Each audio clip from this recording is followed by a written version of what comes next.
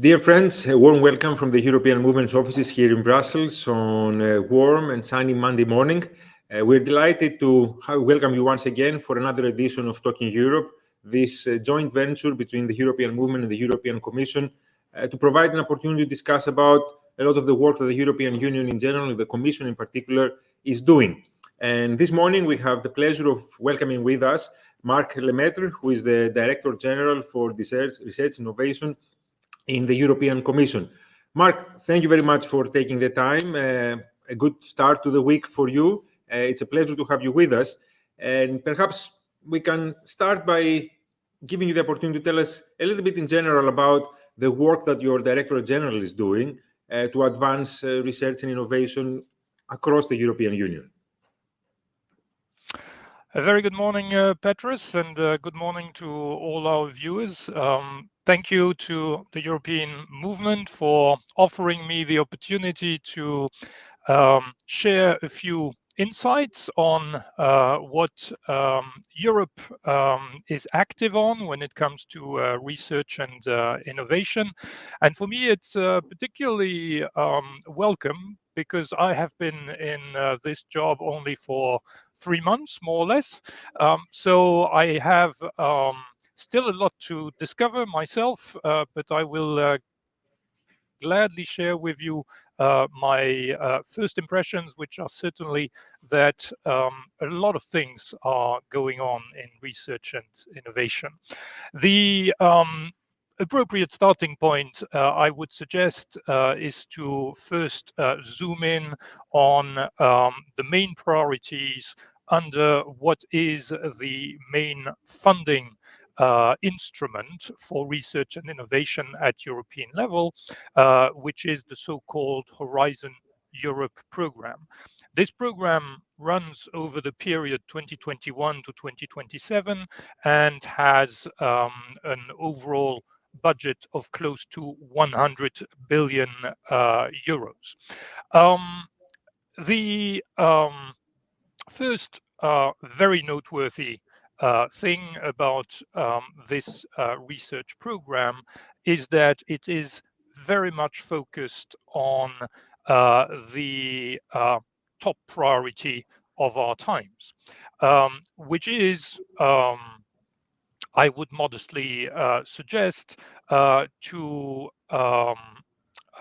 find out how we can live within the natural boundaries of our planet. So this is clearly about the European Green Deal. It is about rising up to the task of having a climate neutral Europe by 2050 at the latest, but it is also about making a sustainable use of the limited resources which our planet can offer, and about respecting and nurturing biodiversity. So here, Horizon Europe, as compared to its predecessor programs, has definitely doubled down, especially on actions towards the climate. We have more than 35% of expenditure over the first 4 years of the program, which go towards research in climate action areas. We also have more than 8% of expenditure which goes into biodiversity related research. So here, I think that we are clearly walking the talk, and we are clearly aligning the program with the top priorities of the EU today. A second area which I would want to emphasize, which is in fact very much aligned also with the European Green Deal, is a novel approach, which we have rolled out under Horizon Europe, which is called the missions approach. There are overall 5 missions that we have launched. The first one on climate adaptation, the second one on oceans, the third one on climate neutral cities, the fourth one on the quality of soils, the so-called soil deal, and last but not least, the cancer mission. Now, the 4 first ones of these 5 have clearly directly to do with the European Green Deal, but arguably the one on cancer as well, as there is a direct link between the health of our environment and ultimately the health outcomes in humans. The missions are really a novel approach because they aim to galvanize not only action of public actors, public authorities at European, national, regional, and local level, but also grassroots actions by citizens themselves. And these missions, which have relatively clear objectives to be achieved by 2030, offer a very concrete opportunity for citizens to get engaged in things they believe in, for which they want to play their part. The third and final element I would want to emphasize under Horizon Europe is another new feature. Progressively, our research and innovation agenda has enriched itself by increasing the innovation dimension of this agenda. And for this purpose, we have introduced in Horizon Europe a new approach called the European Innovation Council, which is meant to support startups and scale-ups across Europe by offering not only grants, but also by investing into these very young companies through equity stakes that we take. In that, by now, the European Innovation Council has become one of the main venture capital actors in Europe. As we have all heard, Europe is perhaps not as strong naturally as the US to finance young startup companies, but here the European Innovation Council is clearly starting to make its mark and make a difference in funding. And I would anticipate that the role of the European Innovation Council would be enhanced in the future because we see a very strong need for that. What are the first outcomes of this? It is not only hundreds of young startups that have been funded, but it is also an interesting distribution among sectors, with nearly half of the support going to health and biotech related startups, and around 20% each going to green tech and going to digital companies. So a very nice mix, which fits very well with the union's ambitions related to open strategic autonomy, where we do want in these different dimensions to stand on our own feet and to be leading in the world. If I can then end with the part which is not related to funding, not related to Horizon Europe, but which is squarely about the research and innovation policy that we are shaping together with the member states. I would refer there in terms of noteworthy recent developments, the enhanced dialogues that we have launched with member states. By now, we have had 6 such bilateral dialogues with 6 different member states. And these dialogues aim at discussing with the individual member states their strengths, lesser strengths, and also weaknesses in the research and innovation landscape, and to discuss obviously also European priorities in this context. And finally, I would want to mention our quite ambitious agenda to continue to be an open place for science, open to cooperation with partners around the world. We do that through negotiating association to Horizon Europe, which opens up the program to third countries, to which they then contribute also financially. Here we would hope that soon the United Kingdom will, as a third state, associate itself to Horizon Europe again, as the UK is undoubtedly a research powerhouse in Europe, and as it would certainly benefit both sides. But next to that, we are seeing indeed a very strong interest from partner countries going from New Zealand through Canada to South Korea, just to name a few. And we are well on our way to either having concluded agreements, which is the case with New Zealand, or to end negotiations soon with Canada, or to start negotiations soon, that is with South Korea. I would stop here. That's no, it's a very what broad has happened over the past few months. And impressive indeed array of priorities that the Commission's research and innovation strategy is covering.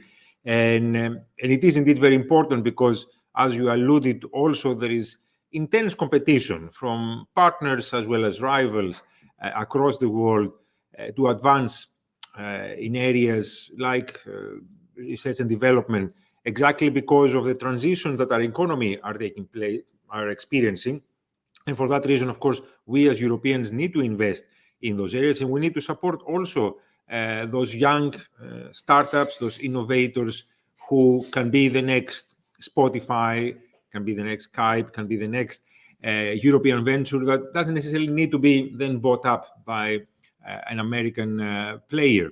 But perhaps if I can step back a little bit and look more into the Green Deal, because obviously the green transition and the European Union's efforts to achieve net neutrality in the coming years is very important.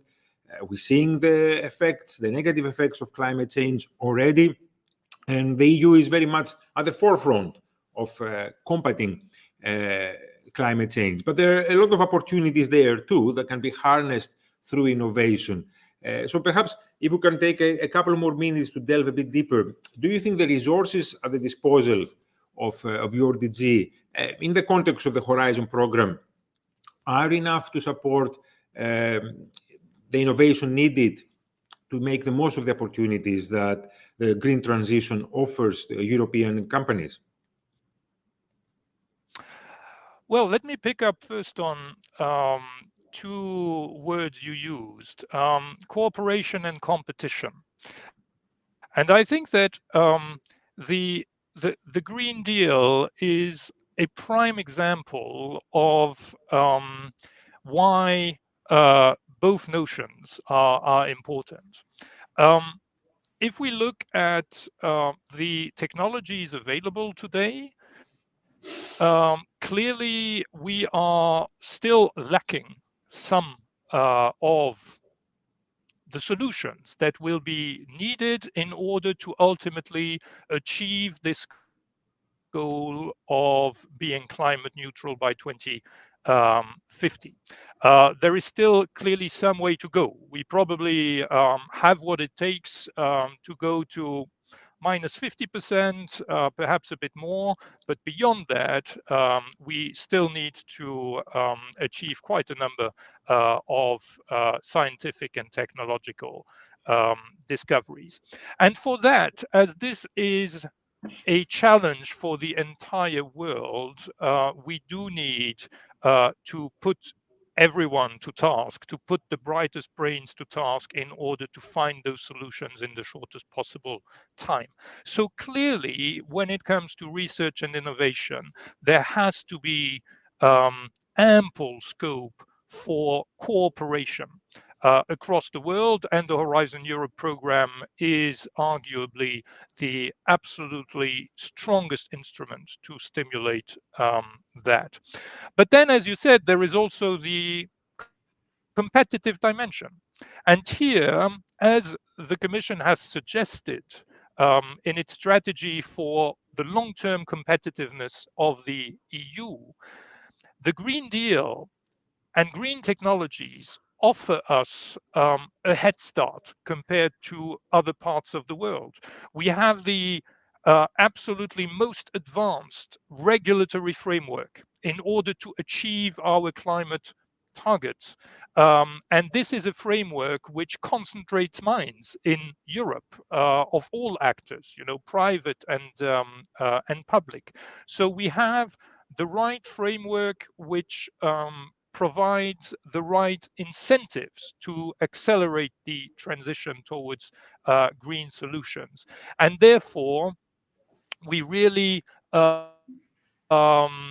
should be able to not only have leadership as we do have today on the most novel green technologies, but also to build on that leadership in order to be among the most competitive in the world in the medium to long term.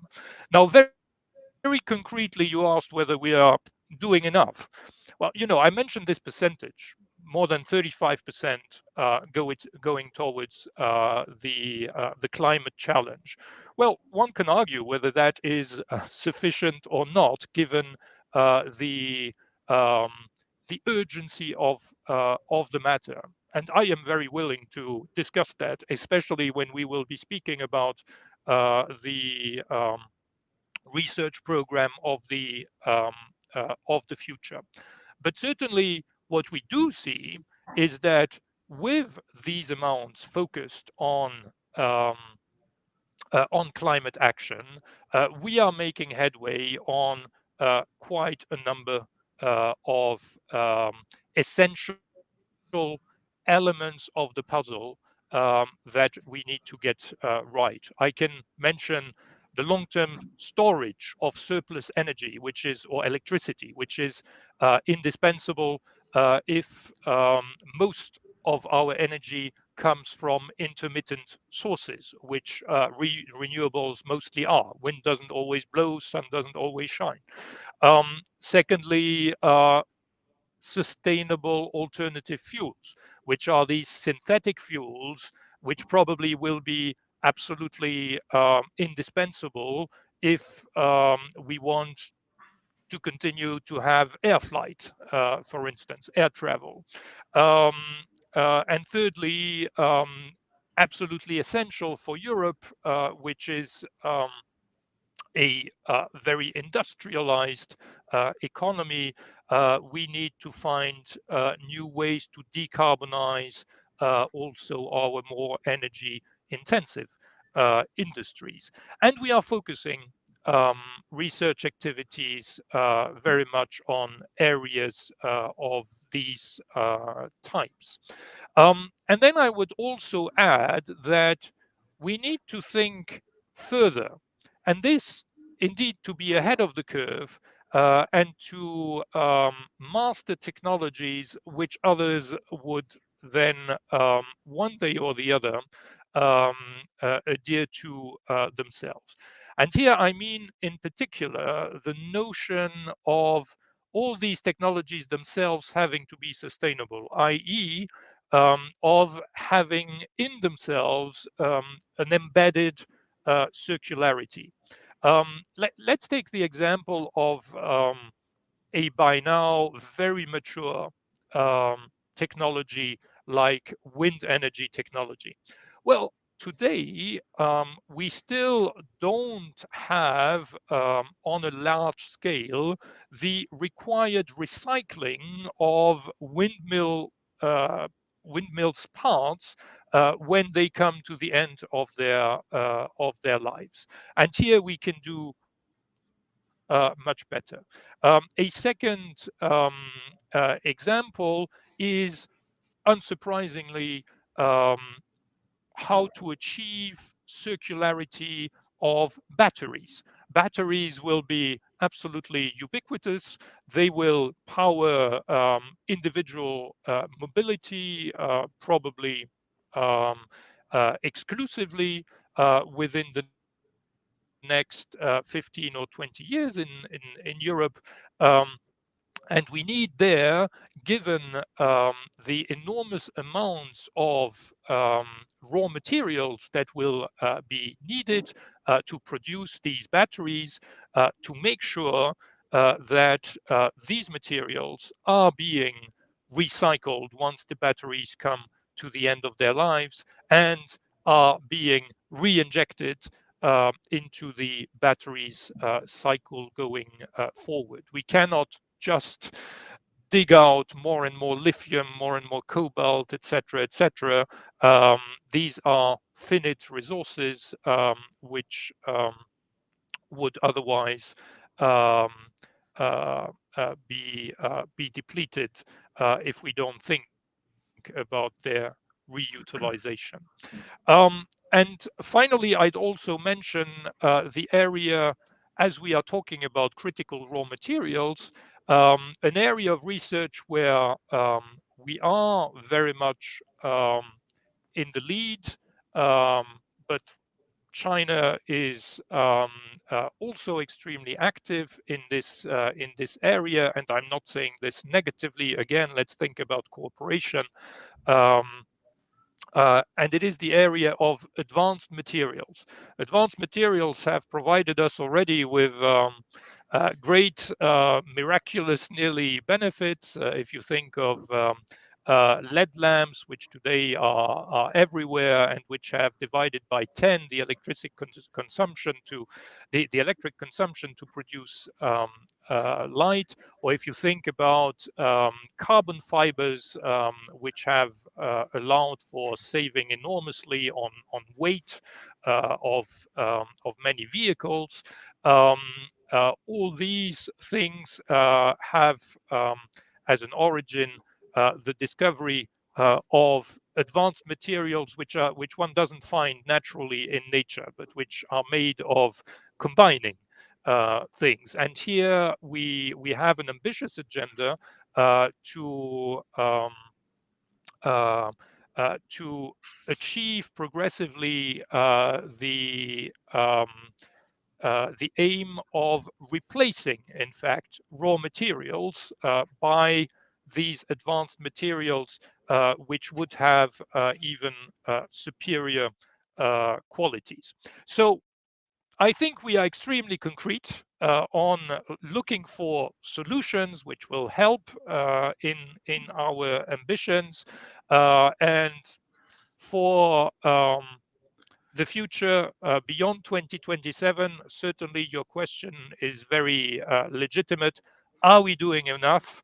That's a question we should debate thoroughly when we get there. No, but it's very interesting to see to what degree the Commission strategy takes into consideration sustainability, and of course, like you mentioned, the fact that the resources are finite, and also the notion of growing is under debate at the moment. And one of our viewers, Godelief, who is writing in from The Hague in the Netherlands, is actually wanting to touch upon this a little bit. She mentions that there was a conference in the European Parliament, as you know, about Europe beyond growth. And there was a lot of debate there about alternative models of measuring, alternative ways of measuring growth, and how can we ensure that, like you mentioned, the fact that resources are finite and the competition for them is huge, how can we explore that beyond growth strategy? So Godelieve would like to ask, to what degree is the European Commission's research and innovation strategy taking this kind of thinking and school of thought in consideration?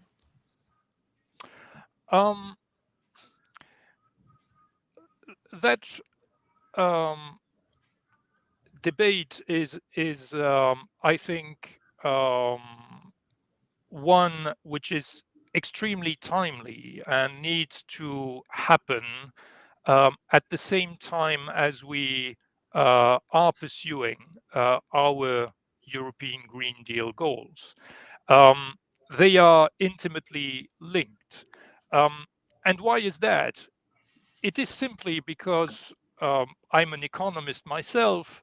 The notion of GDP, which indeed has been very well correlated to material prosperity and to the well-being of populations across the world, that instrument of measurement is perhaps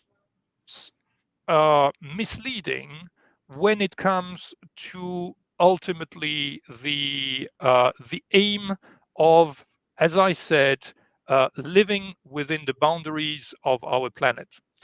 And you know, I said this is a very simple sentence: living within the boundaries of our planet. Well, today we clearly are not at all. But GDP doesn't say anything about that. You know, we see in statistics growth more or less every year across the world, with a strong catch-up process of developing countries, and all this is a very good thing for human well-being. Um, but what GDP does not tell us is that there are more and more alarm bells ringing, telling us that we are progressively and at an ever faster pace, in fact, wrecking the planet and destroying what supports our lives. So here, clearly, we need to think about capturing also that dimension, um, which is to what extent are we improving on sustainability? To what extent are we on track to get within these planetary limits? And today, in the public domain, there is nothing really available. Um, some people have heard about a very fast decreasing biodiversity, that by now we are at something like minus 40 or minus 50% of biodiversity just over the past 100 years. But that doesn't really capture everything. So I do think indeed that we need to reflect on new ways of measuring, and hopefully measuring progress there, because it is so fundamental to our ultimate well-being. And GDP cannot do that. I am not at all suggesting that, you know, there are limits to growth, that um, GDP growth would be a wrong notion. But if it is all based, or essentially based, on materials and the need to extract more and more from the earth, then of course it cannot work. So how can one, while not throwing away GDP, um, get closer to a sustainability path? It is certainly by taking a lot of regulatory measures, as we are doing in Europe, putting a price on pollution, as we are doing in Europe. I would also say putting a price on ultimately extraction of natural resources by imposing circularity models and by imposing on those who are putting into the world transformed products of all types the burden of recycling these items. And I think that by going down this regulatory route, by applying, in fact, the polluter pays principle or more across the board, I think that there we will be able to, in fact, reconcile the notions of GDP with um, the imperative of moving towards a sustainable path. Let's not forget that, in fact, the composition of GDP has already evolved enormously, and GDP is now much, much more made of services, which do not require that much in terms of material production. So I do think, again, that well-being is and GDP growth can be compatible with a sustainable use of our planet's resources. But for that, we need new additional indicators to ensure that we are on track. Indeed.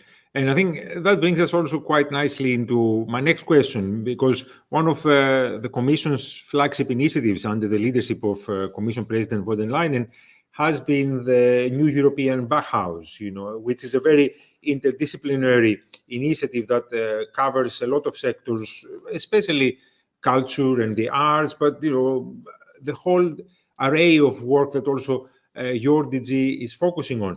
So how is the work of research and innovation feed into the objectives of the new European Bauhaus initiative, and how is the funding that you provide supporting that? Well, I'm very happy that you raise this topic of the new European Bauhaus, because it is one of those links that I found between my previous job as Director General in charge of regional policy, so of a significant chunk of cohesion policy in Europe, and my new job on research and innovation. In fact, the two commissioners responsible on both sides, Commissioner Ferreira and until very recently Commissioner Gabriel, have been pushing very much the new European Bauhaus agenda. As you said, the new European Bauhaus is in a way also about going further than just GDP, and it is most concretely related to our need as part of the European Green Deal to massively renovate our building stock in Europe. Many, if not most, of the buildings in Europe are not at all energy efficient, and so leak a lot of energy. And as in Europe, we tend to construct for a long time, more than in the US, which in itself is more sustainable. We therefore, through the so-called Renovation Wave, are pushing for renovation of existing buildings at scale throughout Europe over especially the coming decades. So up until 2030, the overall objective is to have renovated 35 million buildings, which is an absolutely massive amount. This is key for the Green Deal objectives, as buildings are in fact consuming 40% of the energy which Europe needs today. So it's a major sector, if you want, which is very energy intensive. Now, here, as I said, it is related to going beyond GDP because you could simply, renovate buildings without taking care of how it is done in terms of the sustainability of the materials which are being used for insulation, etc., etc. It could be done also without particular attention to the aesthetics of the buildings which are being renovated, and it could also be done without paying attention to the weakest in our societies who probably do not have the means to finance renovation, and who are also the ones who can least afford the energy that is required for these buildings. And I mentioned these examples because these are exactly the positive values which the new European Bauhaus is pushing forward. It is about promoting, in fact, aesthetics, promoting a certain beauty, which in Europe I think we are particularly sensitive to. It is about making that push inclusive by providing public support for the less well-off, so that the renovation wave can also benefit them. And it is, last but not least, about making the renovation wave sustainable, i.e., about introducing in the construction sector the most sustainable practices and materials. And this is where research in particular comes in, because we still can do undoubtedly better in finding the most sustainable approaches to construction in general, but also to building renovation.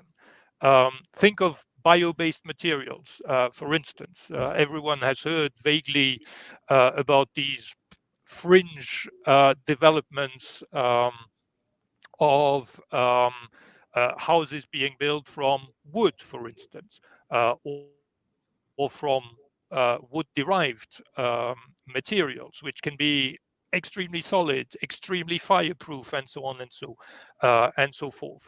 But all this is still at a very early stage, and would and will benefit from some further research efforts. But certainly, the new European Bauhaus is not just and not mainly about research, but it is about this massive movement that we need, this massive investment drive that we need in the renovation wave, which hopefully will translate these values of beauty, of inclusiveness, and of sustainability. It is indeed fascinating to hear all the areas that research and innovation touches, all the policy areas, And we have, of course, discussed the green transition and the technological transition. We've looked into the transition to perhaps a new definition for GDP. But there's one more challenge that Europe and the world is facing at the moment, and it's manifesting itself on the battlefield in Ukraine. And the European Union and the Commission in particular has undertaken impressive actions of support and solidarity towards the people of Ukraine and Ukraine itself. And perhaps, there is a role to play there for research and innovation and EU support when it comes both during the war effort, but especially after, during the reconstruction of Ukraine, once it is victorious against this assault on its democracy and its territorial integrity. Perhaps then, as we are nearing also the end of the time we have, you can take us through a little bit about the work that the Commission is doing with reconstruction of Ukraine in mind. With pleasure. Yes, it is, of course, an absolutely tragic subject. And the fact that you see the Ukrainian flag behind me next to the European flag is just testimony that the Commission and the European Union overall is really putting all hands on deck to try to support Ukraine against Russia's war of aggression. That war has absolutely devastating effects. We have all seen it in pictures, and research infrastructure is not being spared from that. Our estimate is that today more than a third of Ukraine's pre-existing research infrastructure has been either damaged or totally destroyed. And the influx of refugees from Ukraine that we have seen has also brought to the EU quite a chunk of Ukrainian scientists and researchers. We estimate that there again around 1/4 of Ukrainian researchers have left for the moment the country.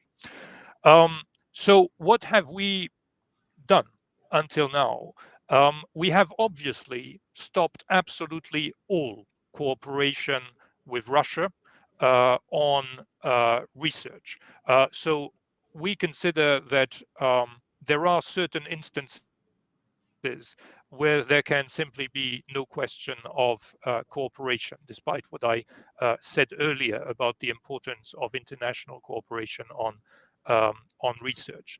Conversely, when it comes to Ukraine itself, we have really tried to tap into all possibilities to lend a helping hand.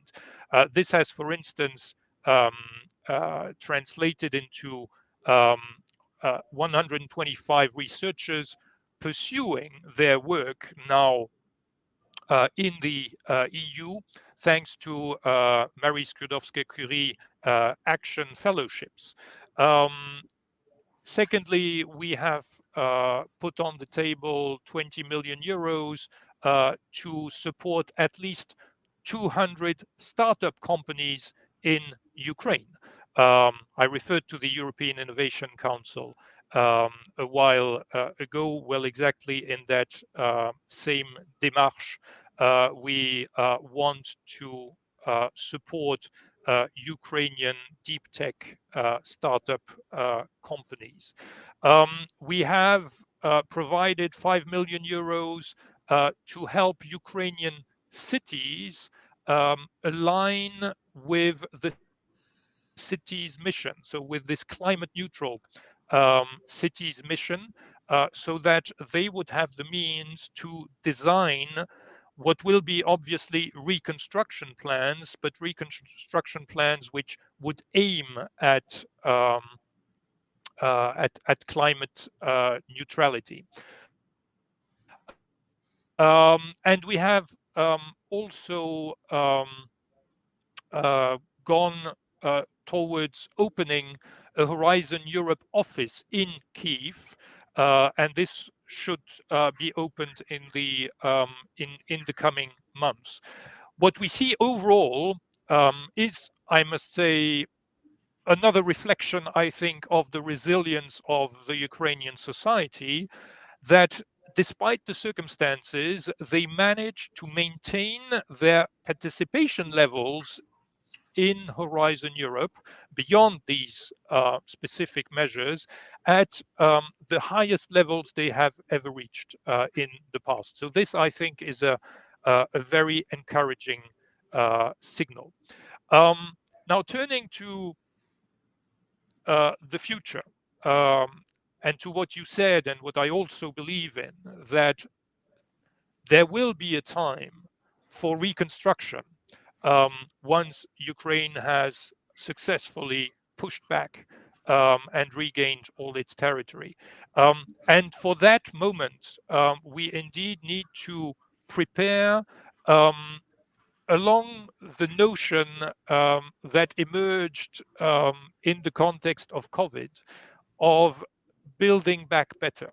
Ukraine is aspiring to join the EU, and in the reconstruction process, we should really take care that that Ukraine also pushes in the direction of a greener and more sustainable society, but also regains all its natural strengths. Ukraine was a very important partner in research, continues to be a very important partner in research, and we will certainly push for research infrastructure not to be neglected in the reconstruction effort. And we will also support in all ways we can in the areas where Ukraine was before the war, in fact, extremely dynamic and extremely innovative. For instance, on digital companies, they had a very vibrant IT and software development sector, and we certainly would want to see that re-emerging with a vengeance when reconstruction starts. Very interesting indeed. And perhaps I'll squeeze in one final question from one more of our viewers who's either in the US or is interested in the US, and she is asking if it's possible to create partnerships with US organizations for Horizon. Well, Horizon, as I said, is in fact the most open research program in the world, and one doesn't need to have a formal association agreement to Horizon as a third country for actors located within that country to be able to participate in certain actions. So even if activities have run a bit on the back burner with China recently, we still have research activities with China, which on the European side are financed through Horizon Europe. But the principle then for such cooperation is that third country actors without an association agreement need to find their own funding for their part of a project. So when it comes to the US, it would then require to find alternative sources of funding, probably by the US government, in order to join up with actors funded through the Horizon Europe program. Thank you very much. That's very informative indeed. And you've been remarkably generous, both with your time, but also with your responses that have been informative and extensive, and generally gave the opportunity to our viewers to get a better grasp about the work the European Commission is doing. What's left for me to do is to thank you again for joining us today. We look forward to having you on in the not-so-distant future, and of course, continuing our cooperation. Thank you very much, Petros. Thank you for your time, and thanks to all viewers. Indeed. Have a good day. Yes, and yes, and dear Slava friends, Ukraini. Slava Ukraini, indeed. And thank you all for joining us this morning. Best wishes for the rest of the week. Follow us on social media. Check our website at europeanmovement.eu for more events like this, but also other activities that our organization is undertaking here in Brussels, but also across Europe. A big thanks to the team at the European Movement and, of course, colleagues in the European Commission for making this possible. And we look forward to having you with us once again in our next edition of Talking Europe. Until then, have a good week.